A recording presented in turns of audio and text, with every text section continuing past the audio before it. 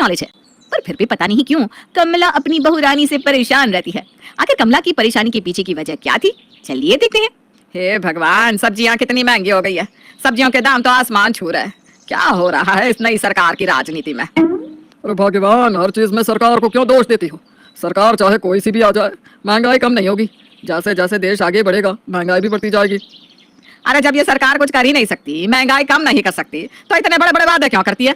जब तक ये पार्टियां जीत नहीं जाती ना, तब तक तो यही कहती है हम महंगाई कम करेंगे, गली मोहल्ले और सड़क बनवाएंगे, बहुत सारी सुविधाएं देंगे। पर जीतने के बाद देख लो। सच में माँ जी सही कहते हैं ससुर जी, आप तो हाथ धोकर पीछे पड़ जाती हैं। अरे अब इसमें सरकार की क्या गलती?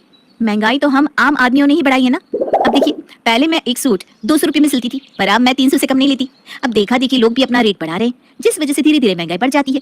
अब सरकार थोड़ी ना कहती है कि तुम अपना सामान सस्ते में या महंगे में बेचो। अरे बहू रानी, तुम बहुत भोली हो, तुम कुछ नहीं जानती। तुम इन नेताओं की राजनीति नहीं समझ पाओगी, किस तरह से महंगाई बढ़ाते हैं और काम करते हैं। पिताजी आप नहीं जानते कुछ भी। आपने अपने समय में साइंस ली थी ना, तभी तो सरकारी इंजीनियर है। पर मैंने तो पॉलिटिकल ऑनर्स किया है, मुझे तो राजनीति का बहुत अच्छे से ज्ञान है, मैं सब जानती हूँ। रानी बहू, तू जैसा ज्ञानी तो इस पूरी दुनिया में नहीं है। तुझे तो सब आता है। फिलहाल मुझे बहुत भूख लगी है और तेरे ससुर का भी दवाई खाने का समय हो गया है। थोड़ा सा खाना दे दे पहले, राजनीति की बातें हम फिर कभी करेंगे। रानी की बेवकूफी बचकानी बातों को सुनकर कमला परेशान हो चुकी थी, इसलिए वो रानी की झूठी तारीफ करके कुछ समय के लिए उसे वहां से भगा देती है। क्योंकि रानी हर चीज में अपनी नाक घुसाने की कोशिश करती और ये जताती कि जैसे उसे हर चीज की नॉलेज है, जबकि ऐसा नहीं था। अब समय यूं ही बीतता है, पर घर के हर छोटे मामले में इसी तरह रानी बढ़ चढ़कर हिस्सा लेती है। ऐसे ही एक दिन, अरे बेटी की शादी सर पर आ गई है, शादी ब्याह के बारे में नहीं सोचना क्या?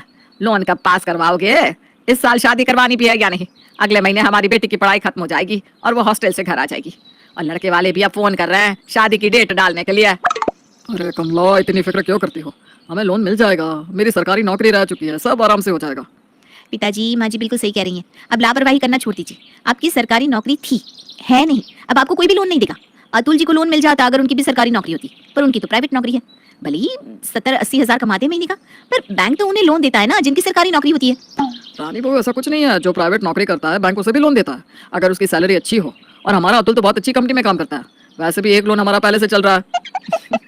पिताजी पिताजी मैं आपको कैसे समझाऊं, बैंकों के ना बहुत नाटक होते हैं। मैं लोन डिपार्टमेंट में जॉब कर चुकी हूँ। शादी से पहले मैं खुद लोगों को लोन दिया करती थी, और प्राइवेट नौकरी वालों को तो हमने कभी लोन दिया ही नहीं।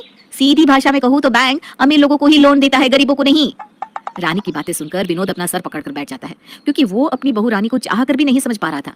क्योंकि रानी कुछ समझना ही नहीं चाहती थी। रानी को हमेशा यही लगता था कि उससे ज्यादा नॉलेज उसके घर में किसी को नहीं, पर उसकी इस नॉलेज की वजह से पूरा घर परेशान था, यहाँ तक कि अतुल भी। अरे रानी, मेरा लैपटॉप नहीं मिल रहा, तुमने कहीं देखा क्या? अरे मैंने उसे धूप में रखा है सुखाने के लिए। आप कह रहे थे ना आपके लैपटॉप में वायरस घुस गया है। अब वायरस ऐसे तो निकलने से रहा, इसलिए मैंने उसे लाइजोल से साफ करके धूप में रख दिया सूखने के लिए। लाइजोल से वैसे ही सारे कीटाणु मर जाएंगे, पर बची कुछ जो भी वायरस होंगे ना वो सारी धूप में खत्म हो जाएंगे। अब तो आपका लैपटॉप ठीक भी हो गया होगा, मैं अभी ला कर देती हूँ। क्या तुमने मेरा लैपटॉप लाइजोल से साफ करके उसे धूप में सूखने के लिए रख दिया? अरे बेवकूफ औरत, वायरस से मेरा मतलब कीटाणु नहीं था। जैसा वायरस तुम समझ रही हो, लैपटॉप में वैसा वायरस नहीं घुसा था। हद करती हो यार। अगर किसी चीज के बारे में पता नहीं है तो पूछती क्यों नहीं हो? इतना महंगा कंपनी से मिलता लैपटॉप खराब कर दिया मेरा। अरे आप ऐसे नाराज क्यों हो रहे हो?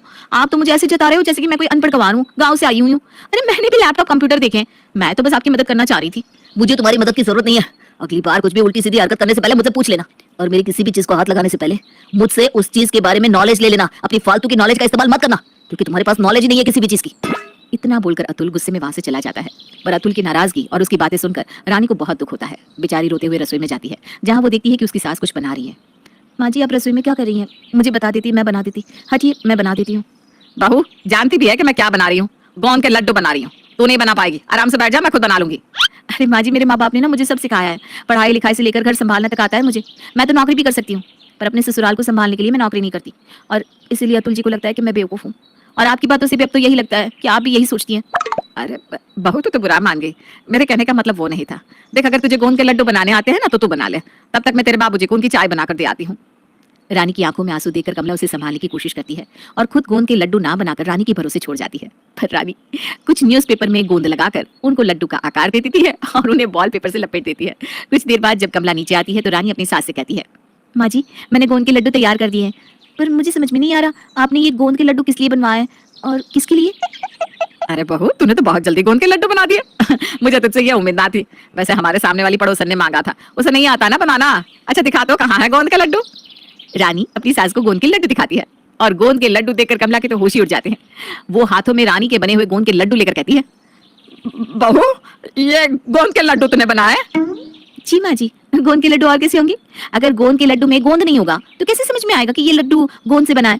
वैसे ना इसे बनाने में मुझे बहुत मुश्किल हुई। देखिए ना, पूरे हाथ में भी गोंद लग गया है। पता नहीं आप इस फालतू की चीज को लेकर रसोई में क्यों बैठी थी। आंटी जी से कह दो ना, अपने बेटे के लिए ऐसी एक्टिविटी खुद कर लिया करे, हमसे ना करवाएं। सही कहा बहू तूने, गलती मेरी है जो मैंने ये काम तुझे सौंपा। मैं तो भूल ही गई थी, घर में सबसे ज्यादा ज्ञान तो तेरे अंदर है। कमला चाहकर भी रानी पर ना तो गुस्सा कर पाती है और ना ही उसे बता पाती है कि गोंद के लड्डू क्या होते हैं और कैसे बनते हैं। जिसके बाद कमला अपने बेटे और पति के साथ मिलकर अपनी बहू को सबक सिखाने की सोचती है, पर इसका कोई फायदा नहीं होता और रानी को दुखी देखकर घर वाले भी कुछ कहना बंद कर देते हैं।